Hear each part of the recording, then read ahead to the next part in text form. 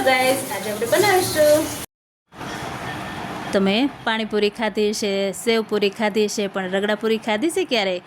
બજારે રગડાપુરી ખાવ એ રીતના આપણે ઘરે બનાવીશું। રગડાપુરી બનાવવા માટે આપણે 250 ગ્રામ જેટલા સફેદ વટાણા લીધા છે અને 500 ગ્રામ જેટલા બટાકા લીધા હતા। તને 3 સીટી વગાડી લીધી છે તો બટાકા બફાઈ ગયા છે, પણ વટાણા નથી બફાણા તો બટાકા આપણે એક સાઈડ કરી લેશું। તમે જોઈ શકો છો વટાણા હું તમને બતાવું છું, થોડા હીરકસા રહી ગયા છે। આ રીતના આપણે હીરકસા નહીં ચાલે એટલે 2 સીટી વગાડી લેશું અને સરસ મેશ થાય એવા વટાણા આપણે જોઈએ છે તેવા રેડી કરી લેશું। તો આમાં આપણે 2 સીટી વગાડી લીધી છે। ત્યાર પછી આપણે એક વાસણમાં લઈ લીધા છે વટાણા, તમે જોઈ શકો છો સરસ એવા મેશ થઈ ગયા છે એવા વટાણા જોઈએ છે એટલે બફાઈ ગયા છે। આપણે જે બટાકા બાફ્યા હતા તે એડ કરી દઈશું અને મેશરની મદદથી મેશ કરી લેશું। આ રીતના બધા બટાકા એક એક નાખતા જઈશું ને બધા મેશ કરી લેશું। સરસ એવું પેસ્ટ રેડી કરી લેવાની છે બંને વસ્તુની। આ રીતના બધું મિક્સ થઈ જાય ત્યાર પછી તમે હાથ વડે પણ કરી શકો છો, આપણે અત્યારે મેશરની મદદથી કરેલું છે। જો તમે અનહાઇજેનિક બહારની આ પકોડી કે કોઈ વસ્તુ તમે રગડાપુરી કે ખાતા હોય તો આ રીતના ઘરે બનાવીને ખાશો તો ખૂબ જ ટેસ્ટી બનશે અને ઘરની હાથે બનાવવાની કોઈ મજા જ અલગ છે ખાવાની।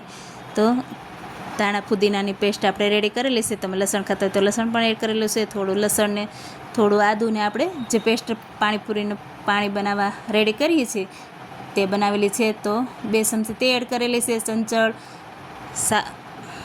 ચાટ મસાલો, આમચૂર પાવડર 1 ચમચી, સ્વાદ મુજબ મીઠું એડ કરશું, જલજીરાનો પાવડર એડ કરેલો છે, થોડો શેકેલો જીરુંનો પાવડર 1 ચમચી એડ કરેલો છે, લાલ મરચું પાવડર એડ કરશું અને અડધી ચમચી જેટલું હળદર પાવડર એડ કરેલો છે। બધી વસ્તુ સરસ એવું મિક્સ કરી લેશું। તમારી પાસે એકાદી વસ્તુ ન હોય તો સ્કીપ પણ કરી શકો છો। આ રીતના હાથેથી બધી વસ્તુ મિક્સ કરી લેશું। તમે જેમ પાણીમાં મસાલા એડ કરો છો આમાં પણ એડ કરશો એટલે સરસ ચટપટો મસાલો રેડી થાય છે। આ રીતના હાથેથી આપણે બધી વસ્તુ મિક્સ કરી લીધું છે। ઝીણા કટ કરેલા ધાણા પણ આપણે એડ કરેલા છે। ત્યાર પછી આપણે જેવો બજારે હોય લારીમાં મળે તેવો જ શેપ આપવાનો છે। તો એક વાસણમાં આપણે બધા મસાલો રેડી કરી લીધો છે અને વચ્ચે થોડું સાઈડમાં ખાલું રાખી દીધું છે વચ્ચે।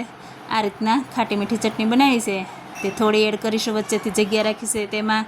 અને આપણે ગ્રીન પાણી બનાવેલું છે તે પણ વચ્ચેથી થોડું નાખીશું 1 ચમચા જેટલું અને એક તવીથો લઈને જેમ બજારમાં સાઈડમાંથી થોડું થોડું લેતા જાય મસાલો અને એડ કરતા જાય પાણીમાં, એ રીતના આપણે મસાલો રેડી કરી લેશું।